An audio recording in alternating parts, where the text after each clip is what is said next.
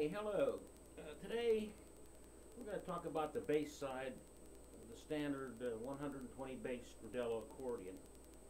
And it seems like most of the questions about accordions always have to do with the left hand, probably because it looks intimidating with all these buttons and chords and stuff, but it's really not that hard to play. But the thing I want to talk about today a little bit is the counter bass side.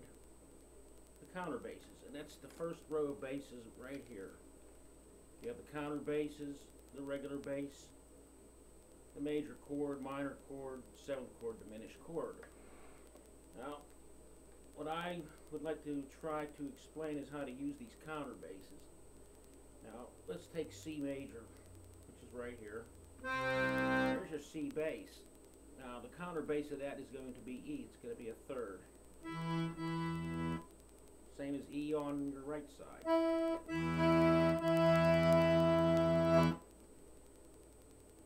And they run the same way. They run in fifths, just like the regular basses.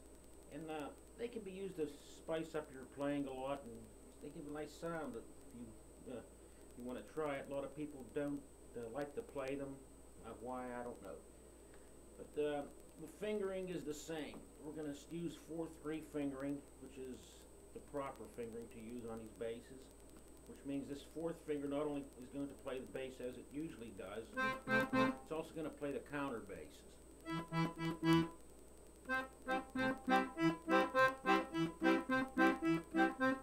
And of course the third finger, as usual, is going to play the chords, and the second finger, the minor chord, the seventh and the diminished.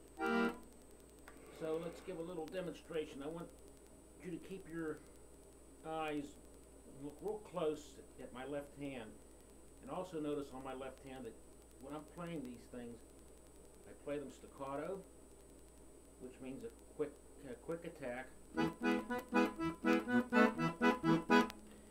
and also I keep my fingers as close as possible to these buttons. That gives me a lot more better control over things. A lot of people do, they start flapping their fingers around like real high like that.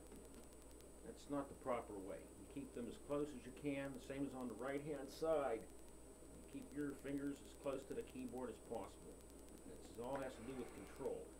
Now let's give you a demonstration of this chording. I'm going to do a little bit of rhythm chording, and I'm going to be using the counter basses and the regular basses and some sevenths and major chords on this little chording thing here called rhythm chording. A lot of people use it, you know, like if a trumpet's taking a solo or something and you just want a little rhythm, you know, sort of like a piano player would do.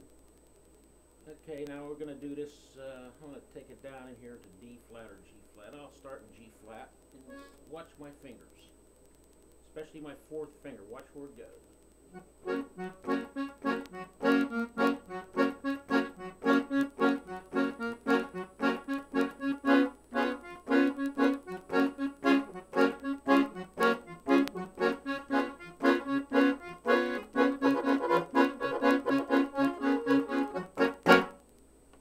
There's a little bit of how to use these counter basses, and I think it sounds pretty good. And that's going to be about all for now. The next thing I want to try to discuss, and there'll be some other things on this left hand, and that's going to include using the fifth finger on basses and chords. And I have done it, and so in other words, I'm going to be using all four fingers, and you can use them. It's done very often, and it's nothing real difficult either. So catch you dudes later.